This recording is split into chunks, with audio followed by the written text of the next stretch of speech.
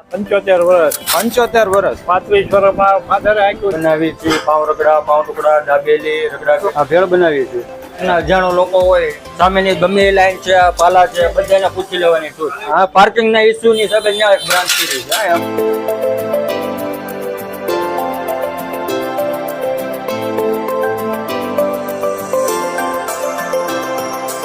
Quality quantity service દરેક બાબતમાં વર્ષોથી એક જ સરખી પ્રામાણિકતા અથવા સ્ટાન્ડર્ડ અહીંયા જળવાઈ ગયું છે.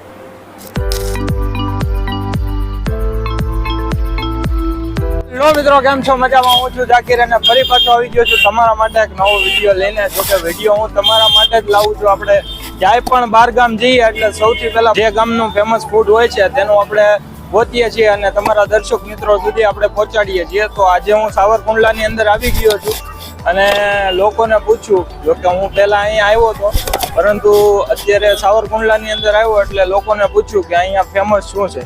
એટલે મને તેણે કહ્યું, દોસ્ત ભેળપુરી વાળા. જોકે સાવરકુંડલાના લોકોને તો ખબર જ હશે કે અહીંનું ફેમસ છે, પરંતુ તમને બતાવીએ તો તમને પણ ખ્યાલ આવે અને જેથી કરીને તમે ક્યારે પણ સાવરકુંડલાની અંદર આવો તો તમે પણ ટ્રાય કરો. તો ચાલો ફૂડ બ્લોગ શરૂ કરીએ.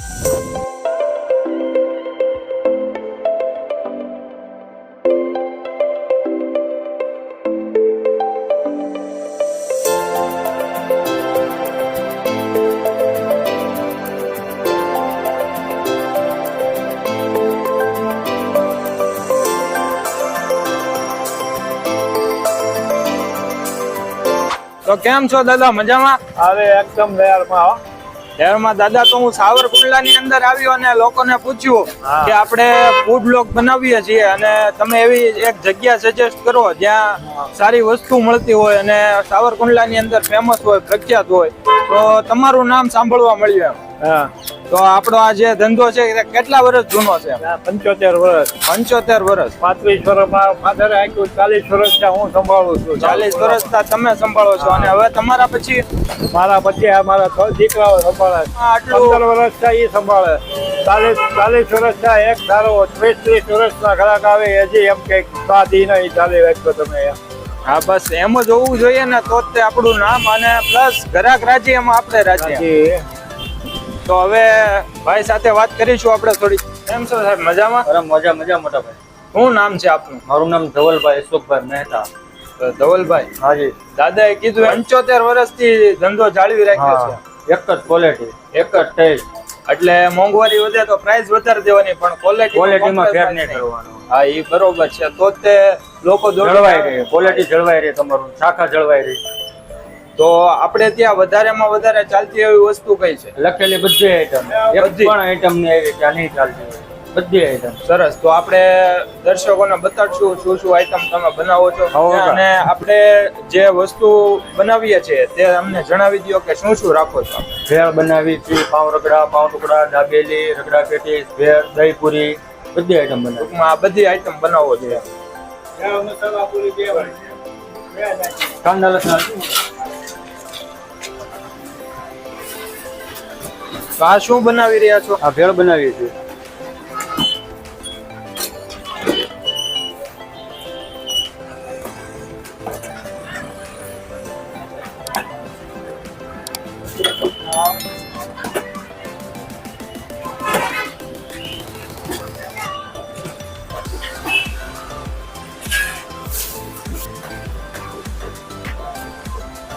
તો સાવરકુંડલાની અંદર કોઈ આવે અને જો તમારી દુકાને આવવું હોય એડ્રેસ જણાવી દો. પરફેક્ટ. નાવલી નદી ટાવર રોડ શાક માર્કેટ ની પાસે. બહારના અજાણો લોકો હોય સામેની ગમે એ લાઈન છે પાલા છે બધાને પૂછી લેવાની છૂટ. ખાલી દોસ્ત ભેળપુરી જવું છે ભાઈ તમને રસ્તો બતાવી. તો સાહેબ, આપણે આ સિવાયની બીજી કોઈ શાખા ખરી કે હા, જને એક શાખા મહુવા રોડે અજંટાની બાજુમાં. અજંટાની બાજુમાં મહુવા રોડ ઉપર. ત્યાં કેટલા વર્ષથી? ત્યાં 14 વર્ષથી. 14 વર્ષથી છે. ત્યાં કોણ બેસે છે? ત્યાં અમારથી નાનો ભાઈ. નાના ભાઈ બેસે છે. ત્યાં પણ આ બધી આ જ આઈટમ બધી આ છે આ જ આઈટમ. એટલે કોઈને ન્યા જવું હોય તો ન્યા જઈ શકે ને? હા, પાર્કિંગ ના ઇસ્યુ ની હિસાબે ત્યાં બ્રાન્ચ કરી છે. મોટી ગાડીનું પાર્કિંગ નથી ને એટલા. કેમ છે સર? મજામાં? બસ મજામાં. આવો તો સાહેબ, આપણે દોસ્તીમાં ભેળ ને એવું ખાવા કેટલા સમયથી આવો છો? હું લગભગ છેલ્લા 5-6 વર્ષથી ઘણા વર્ષથી આવું છું. શું ખાવાનું પસંદ કરવા? અહીંયા તો ઘણી 4-5 પ્રકારની વસ્તુ મળે છે, પણ ખાસ કરીને જે આ રજવાડી ભેળ છે, પછી દોસ્તની સ્પેશિયલ ભેળ છે, એ લોકો વધારે પસંદ કરતા હોય. સરસ. તો લોકોને અહીંયા આવવું જોઈએ કે નહીં?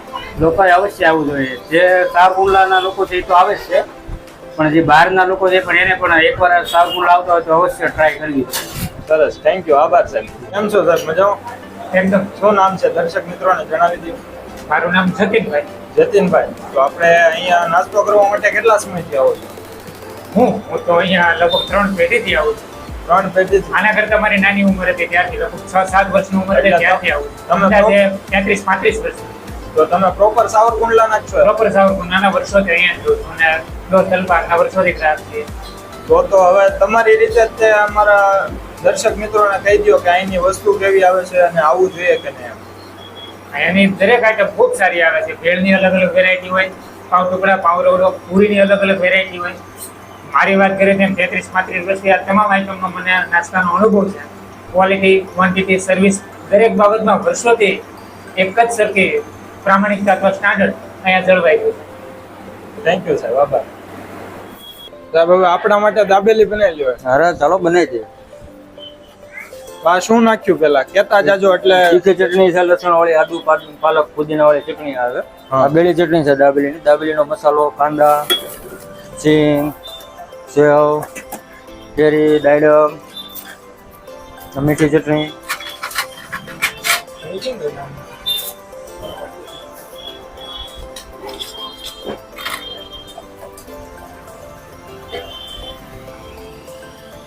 બનાવો એક પાઉં ટુકડાની ડીશ.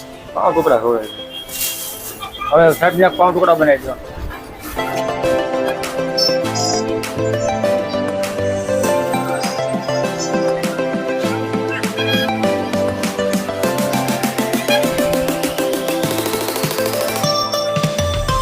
તો પાઉં ટુકડાની અંદર શું શું આવે? એમાં તીખી ચટણી આવશે, ખાટી મીઠી ચટણી આવશે, કચ્છી દાબેલીનો મસાલો આવશે, રગડો આવશે,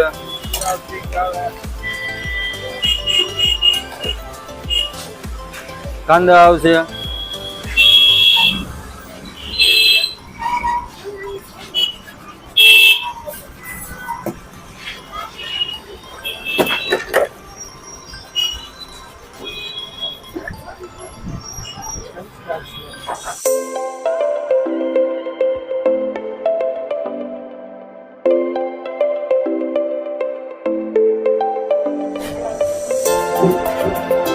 તો તમે જોઈ શકો છો આપણે પણ પાઉં ટુકડા અને દાબેલી મંગાવી લીધી છે.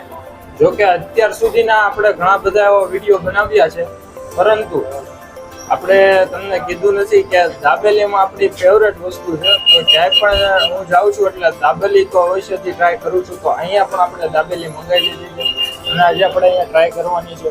અને લોકોના રિવ્યુ પરથી તો એવું જાણવા મળે છે કે વસ્તુ સરસ આવે છે. ચાલો આપણે ટેસ્ટ કરીએ.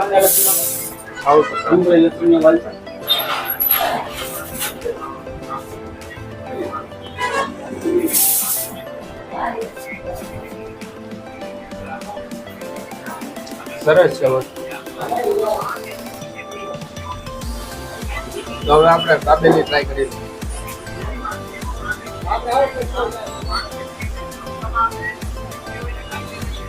દાબેલી ખૂબ જ સરસ છે, મને ટેસ્ટ સરસ લાગ્યો. અને પાઉં ટુકડાનો ટેસ્ટ પણ લગભગ સિમિલર છે, પણ તેની અંદર મસાલો અને બીજી વસ્તુ એડ કરવામાં આવે છે એટલે ટેસ્ટ થોડોક આમ અલગ પડે છે. જોકે લોકો અહીંની બધી વસ્તુ ખાવાની પસંદ કરે છે. તમે આવો અને પછી અહીંયા ટ્રાય કરજો અને પછી મને કમેન્ટ કરજો કે તમને અહીંયા સૌથી વધારે શું પસંદ આવ્યું. તો તમે ક્યારેય સાવરકુંડલા આવો તો અહીંયા અવશ્યથી આવજો નાસ્તો કરવા માટે. મળીશું પાછા એક નવા વિડીયો સાથે.